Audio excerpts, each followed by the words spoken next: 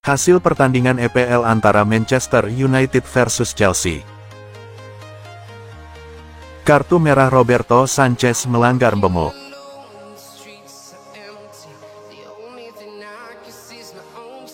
Gol, Bruno Fernandes. Gol, Casemiro.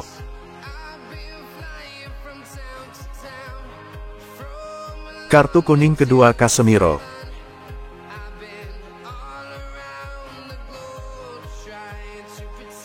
Gol, Chalobah.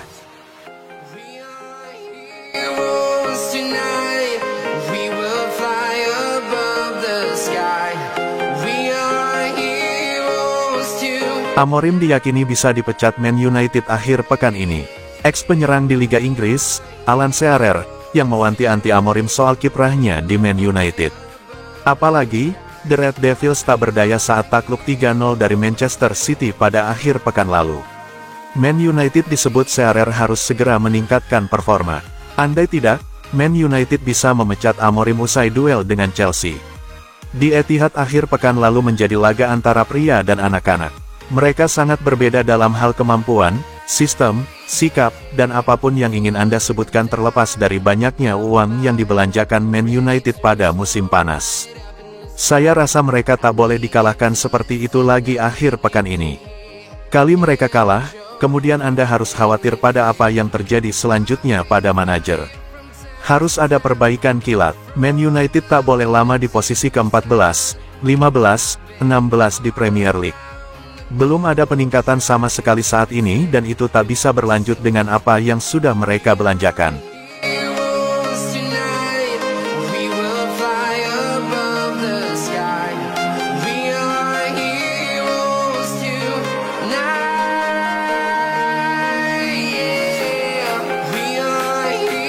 Joshua Zirkzee masuk daftar jual Man United di bursa transfer Januari. Penyerang Manchester United, Joshua Zirkzee, dikabarkan segera meninggalkan Old Trafford, dengan Juventus sebagai kemungkinan tujuannya di tahun depan. Menurut laporan Tim Talk, Man United dikabarkan telah membuka peluang untuk melepas Joshua Zirkzee pada bursa transfer musim dingin mendatang karena mereka berencana menambah amunisi baru di lini depan. Juventus kabarnya menjadi klub terdepan untuk mendatangkannya. Di Italia, Zirkzee sempat menunjukkan penampilan terbaiknya. Namun sejak merapat ke Man United, sang pemain justru dianggap telah gagal memenuhi ekspektasi klub dan penggemar. Dengan hanya 7 gol dalam 51 pertandingan di semua kompetisi bersama Man United, tidak mengherankan bahwa klub sudah mempertimbangkan untuk melakukan perubahan. Terlebih, saat ini sudah kesulitan mendapatkan menit bermain dari Ruben Amorim.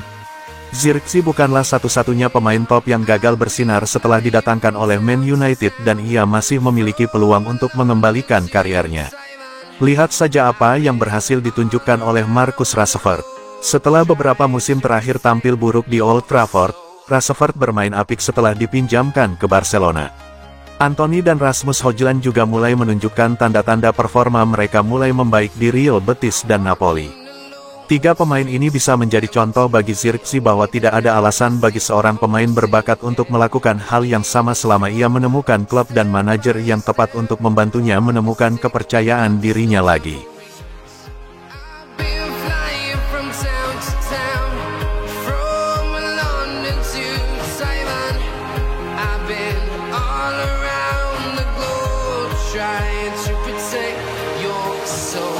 Manchester City diam-diam tertarik rekrut Kobbie Mainoo.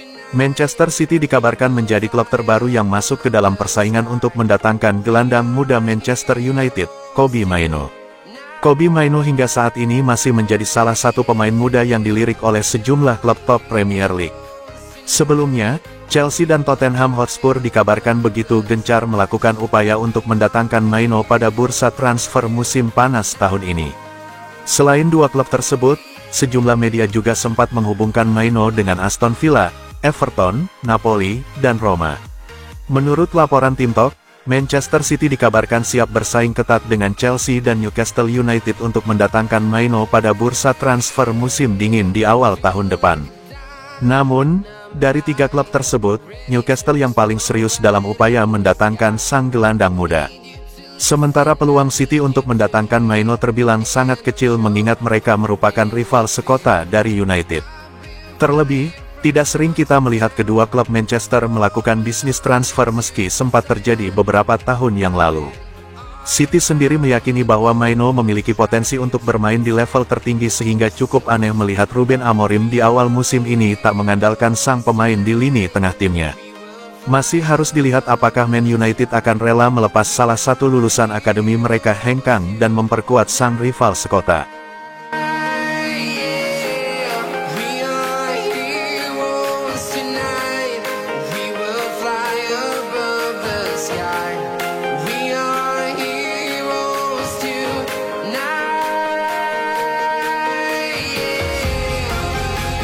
Pengakuan Rashford usai cetak 2 gol spektakuler di Barcelona, "Saya pemain yang lebih baik ketimbang masih di MU."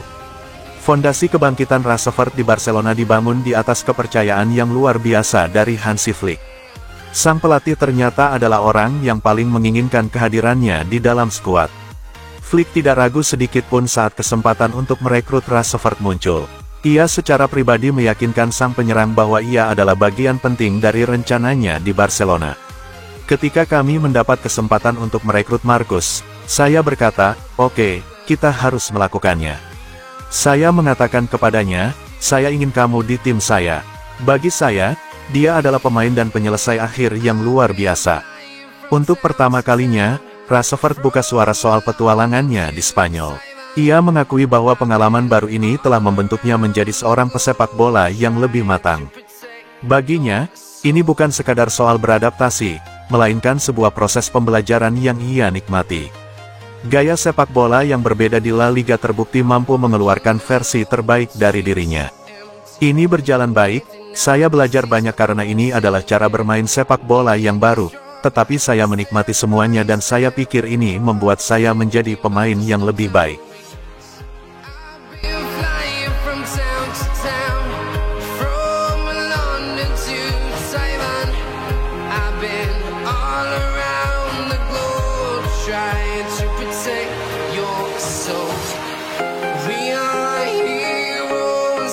Dipaksa bermain lebih dalam di era Ruben Amorim, Bruno Fernandes frustrasi.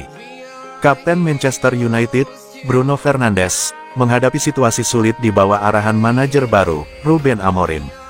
Sang manajer memutuskan untuk menurunkan Fernandes sebagai gelandang yang lebih dalam musim ini, sebuah peran yang dinilai tidak sesuai dengan kekuatan terbaik sang kapten.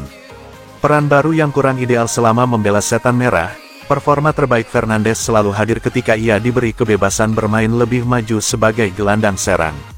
Namun, Amorim kukuh dengan sistem 3-4-3 yang ia terapkan, terlebih setelah kedatangan penyerang anyar Matheus Cunha dan Bryan Mbeumo pada bursa transfer musim panas. Hal ini membuat Fernandes harus beradaptasi sebagai gelandang bertahan, meski dirinya merasa frustrasi dengan peran tersebut. Bruno tentu ingin memiliki semua kebebasan di dunia, tetapi bahkan ketika dia bermain sebagai nomor 10, dia tetap kembali menjemput bola. Mungkin dia tidak punya kebebasan penuh untuk masuk kotak penalti, tetapi dia tetap bisa berada di dekatnya dan melepaskan tembakan. Amorim mengakui bahwa Fernandes memang tampak frustrasi, bukan hanya karena posisinya, tetapi juga karena hasil buruk United musim ini. Meski begitu, ia menilai sang kapten tetap bisa memberi kontribusi besar lewat kontrol permainan dari lini tengah.